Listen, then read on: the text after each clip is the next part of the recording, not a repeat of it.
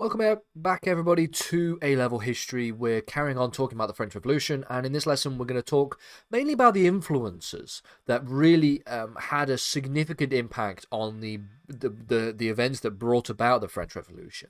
So I've titled this lesson The Enlightenment, or the Impact of the Enlightenment, and we will talk about Enlightenment ideas for a majority of this lesson, but I think to suggest that it is just the Enlightenment that we're going to focus on does sort of brush over some of the interesting aspects that are not related to the Enlightenment that also had an impact on the origins of the French Revolution. And we know that in order to understand the motivations and the reasons for the motivations behind the French Revolution itself, we have to have a basic idea of Enlightenment theories, because these sparked the debates and these sparked the general shift towards a more egalitarian society, or at least in the case of the French Revolution, an attempt at an egalitarian society, and more of a rejection of these sort of feudalistic monarchical ideas that we have seen in Europe for the past 1,000+ years. And so this lesson we're going to examine Enlightenment philosophy, not in any particular great detail. You don't have to be a philosopher or a graduate with a philosophy degree to understand in detail the kind of nuances of these different thinkers. Just need to have a general idea of what some of these thinkers believed, the names of some of these thinkers, and how these thinkers impacted the French Revolution. We're also going to talk about the influence of the Enlightenment more broadly on French society, the introduction and growth of what became known as Salons, where we see people discussing Enlightenment ideas and ideas that seem to be positioning themselves against this idea of an absolutist monarchical authority. And then we're going to finally examine a less so an Enlightenment idea, but a physical event that takes place around the time just before the French Revolution, this being the American War of Independence and the American Revolution. And so how did this have an impact on the French? So let's begin by talking about the Enlightenment. The Enlightenment itself is a broad term, incredibly broad term, to describe a number of ideas that spread across Europe between around the years 1740 and 1789. The reason why it's such a broad term is because ideas like these don't really have a significant cutoff period or a significant starting period, just like where it's difficult to pinpoint the exact time when the Renaissance began and when the Renaissance finished, and the same thing can be said about the Enlightenment, because these things are cultural ideas, these are philosophical ideas, these are social ideas that tend to just shift the attention of a number of different thinkers throughout the years in which they are writing. And so therefore the Enlightenment can share that similar kind of essential prescriptive understanding. So the Enlightenment saw a number of theological, theoretical, and well as philosophical ideas that challenged a number of traditional views that really challenged the central thesis of French government and French society. So they challenged views relating to monarchy, they challenged views related to absolutism, they even challenged views relating to religion. And we know already the impact and the importance of the First Estate within French society, that being the clergy and the religious aspects of the French society that still existed. Now, due to the position of France in Europe, as well as the Enlightenment thinkers from the specific region of France, these would have a significant amount of influence, specifically over French society.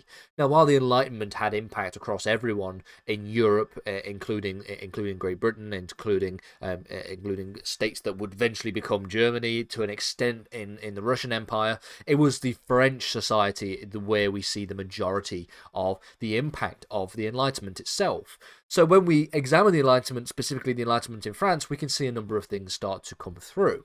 So it was exhibited mainly through the practice of philosophy. And this is important because we have a number of very important, very influential Enlightenment philosophers that all come from France and all write about France and within France. We have, for example, Rousseau, Montesquieu, and Voltaire. All three are incredibly influential philosophers. If anybody ever looks to study philosophy in the future, you will be reading Rousseau, Montesquieu, and Voltaire in a great amount of detail. Trust me on that one.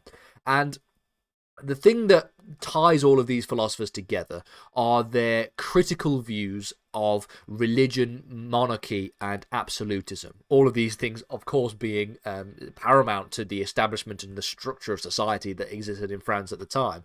So the degrees to which they had critical views of monarchy, religion, and absolutism is something to be debated, and it is something that people go back and forth on. But to the extent to which they all had at least somewhat of critical understandings of these ideas, that is something that is absolutely without question. So they all, for example, were very critical of different ideas. Specifically, Montesquieu was critical of the idea of royal absolutism within his writings, and suggested that a limitation ought not to come from the people, however, but from the aristocracy. So while Montesquieu was critical of absolutism within monarchy, but he was not necessarily somebody who supported the idea of a democracy to hold the royalty to account. Rather, he believed that the aristocracy ought to hold the royalty to account instead. Of course, this is not exactly the kind of ideas that we would understand to be democratic today. Although you could argue that they're more democratic than royal absolutism in its purest form. But continuing on, we have Voltaire, who was very critical of religion and intolerance that comes as a result of the impact of religion. So.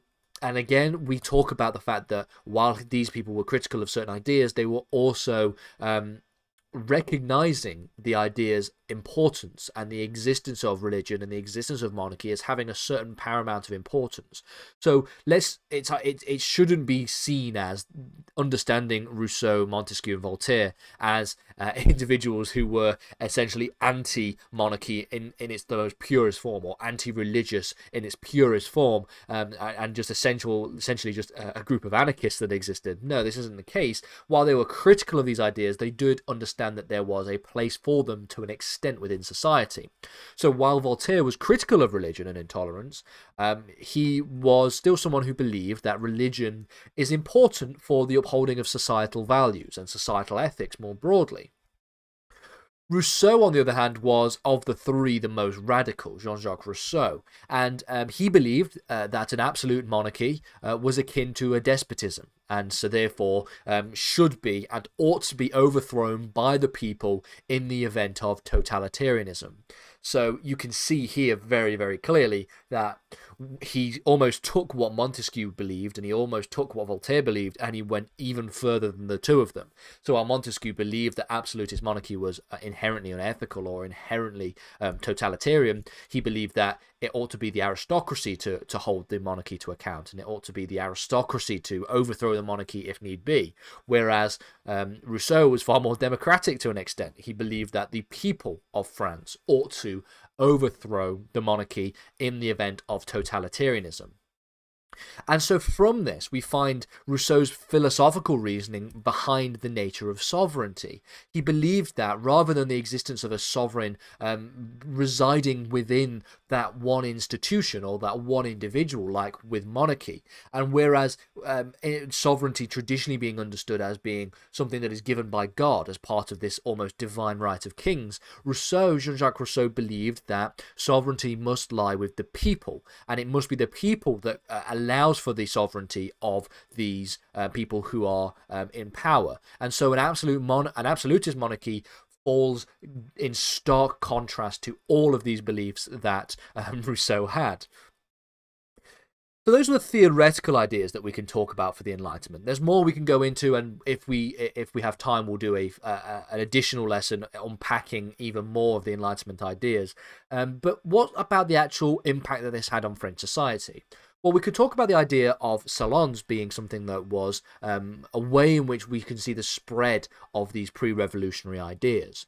And this was essentially a salon was where a member of the aristocracy would invite others as guests, and they would sit around and they would discuss a number of intellectual ideas. So they would discuss things relating to literature, to history, to philosophy, to politics, etc., etc. Very, very upper class little parties, if you will, to an extent.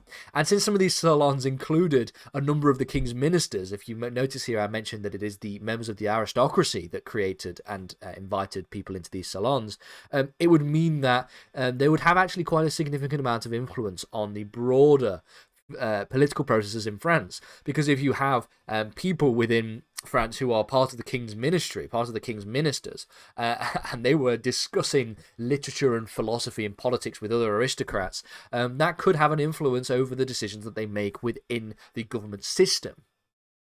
We also see, on top of the impact of salons, the growing number of media publications that were able to dispense Enlightenment ideas to the rest of society more broadly. So the impact of salons was something that really we can examine from the real top end of society, the real second estate kind of individuals.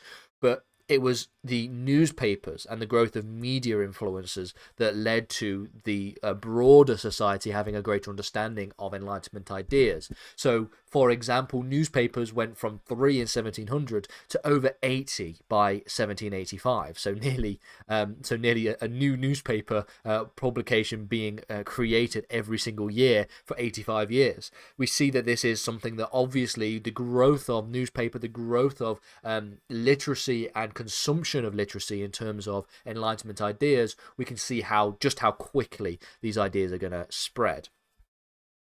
Like I said at the beginning, the final thing I want to focus on is the impact of the American Revolution itself. So the Enlightenment ideas were, of course, more theoretical than the American Revolution, because the American Revolution was actually something that happened, and it had a significant amount of impact when it came to French society. So we talk about King Louis making the decision in 1778 to enter the War of Independence against the British Empire on the side of the American colonies. Now, you don't need to know the course of the American Revolutionary War and the American War of Independence in any particular great detail for this series of lessons, because we're focusing on France, but it just should be noted that the French went to war on the side of the attempting to be independent colonies, the 13 colonies of the Americas, and it was with the support of France that the American colonies were able to beat the British Empire in the American War of Independence and found this new United States. Now, many in France, as a result partly of the fact that the French were entering the war on the side of the American colonies, and partly due to the fact that there was a significant influence of the Enlightenment ideas of freedom and democracy and liberty, many in France were very sympathetic to the colonists. They were very sympathetic to those who were trying to fight for freedom and independence within the British Empire. And you can probably come to understand that when you have people being very sympathetic to freedom, liberty, and democracy and these kinds of liberal ideas, while also living under an absolutist monarchy, they might start to look at the monarchy with more and more suspicion as time goes on. And so that is one of the other reasons why we see the devolving of the French Revolution and it beginning to take shape.